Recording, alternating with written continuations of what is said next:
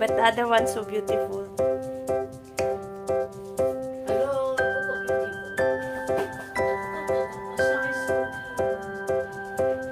Hello guys, welcome to my channel, Marijan Fernandez Vlog. Ngayon guys, request na naman yung Chinese na gagawa ako ng pandan at coconut juice with cassava powder desserts. Ito yung pandan ko, 1 and 3/4 cup. Tapos ito yung, ang coconut ko is 2 cup kasi dinagdagan, sobrang sticky kasi niya. Dinagdagan ko siya ng konting tubig. Ito siya, okay na to, sobrang malabnaw. Tapos, half, I don't know, anong tawag nito? Kalahati nito na sugar, bawat isa. Yan, ito yan siya guys. Paghahaluin ko lang yan. Iba ang halo dito. Ito yung dito. Kailangan ko lang tunawin yung sugar. At saka ko siya ilagay yung powder ko. Tapos guys, ito na siya. Ito na yung aking cassava powder. Yan. Ihalo ko na bawat isa ang aking cassava powder. Yan.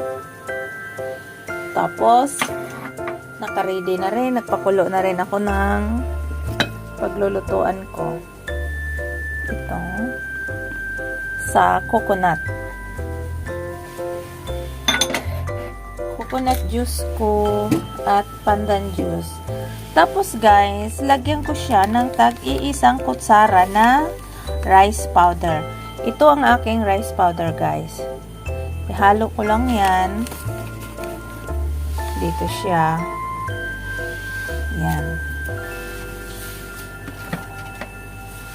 Mas mahirap tunawin yung dito sa ano guys. Mas madali tunawin yung nasa yung pandan. Mas madali siyang tunawin kasi malabnaw siya. Ang coconut kasi sobrang kasi sticky siya. Pero itong pandan madali ito siyang tunawin. Pakita ko sa inyo mamaya guys pag tunaw na siya. Yung pandan ko guys, okay na siya. Yung tunaw na siya. Ang mahirap talaga tunawin, ito yung sa coconut. Matagal matunaw yung powder. Madali siya guys gawin pag oras na alam mo na ang proseso. Pero pag unang ano mo, tingin mo napakahirap. Ito pala yun guys, pakita ko sa inyo yung cassava powder ko. Dito, ang tawag is tapioca. Tapioca starch. Cassava yan. Ito yung inaano ko. Masarap to siya guys. Ang paggawa nito, pagluto nito, steam lang to, naka-boiling lang to siya. Tag isang sandok, alternate siya. Basta maganda ang kinalabasan. Mabango, maganda. Requested talaga to ng pag may party yung mga Chinese New Year, nire-request nila palagi sa akin na lutuin. Kasi, ako, bihasa na ako kung paano, hindi na ako nahihirapan. Dapat alam mo lang talaga. So, pakita ko sa inyo mamaya guys kung paano ang proseso sa pagluto niya. Ito na siya guys, ang aking lutuan. Naka-ready na siya. Tapos, ang ilagay ko muna yung ito siya. Ito yung pandan. Yan. Ito muna siya guys. Isang ganito lang. Ang ilagay ko for 4 minutes. Saka ko, isang ganito naman yung coconut. Bali, alternate siya guys. Yan. Ito na siya. Ganyan lang. Iluto ko siya ng 4 minutes guys. Takpan ko siya. May timer ako. Tapos, mamaya, yung coconut ko naman ang ilagay. Tapos na ang 4 minutes ko guys. Tapos, ito naman siya. Alternate siya. ano mo lang, tagilirin para hindi yung, yung moist. Ibigla mo, sobrang, ano niya, sobrang luto. Sobrang lakas ang, apoy. Yan. Tapos, itong coconut naman ang sunod.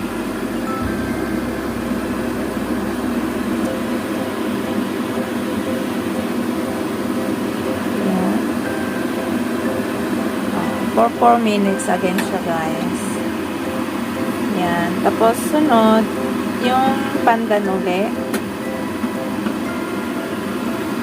Yan. Takpan uli siya. Set uli siya ng timer ng 4 minutes. Ito na siya, guys. So, ganito lang to siya hanggat maubos. Alternate, coconut, kasaba, coconut, kasaba, ganon. Alternate siya hanggat siya maubos. 4 minutes lang siya. Tapos pag kabuuhan na lahat-lahat mamaya, iluluto ko siya ng 45 minutes. So, ito to siya, guys. Mamaya mapuno yan pag maubos ko siya. Pakita ko sa inyo, guys, mamaya pag yung maubos na lahat yung niluluto ko.